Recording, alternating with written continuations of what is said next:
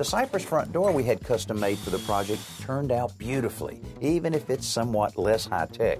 But as soon as Mark finishes installing the locking hardware, we'll have yet another cool remote control feature for this home, built right into the lock set for the main entry to this house.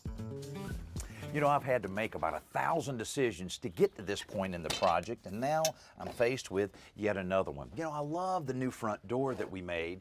You know, it's fairly simple. We added the little window here that's a little bit different than the original door, but now several people have mentioned we need a little something extra, and this is kind of a logical choice, these little ornamental straps that you see so often on Tudor homes. And of course the decision is, does the door need them? Does it need one? Does it need two? Does it need three? I've got a little bit of looking around to do before I make that decision. But one decision I made that I'm glad I did is to put on the front door here a Schlage link system. Now, this is a combination lock, so that's real convenient, very popular, so that you don't have to have a key to get in the house. But this one's a whole lot more. It remotely links to your wireless internet system, allowing you to monitor your locks and who goes in and out of your house, and being able to unlock and lock it remotely from any computer or smartphone that you may have. Now that's pretty neat. Also, it enables you to monitor your heating and cooling inside your house. Also, your lamps, you can hook to a lamp module to turn lights on and off,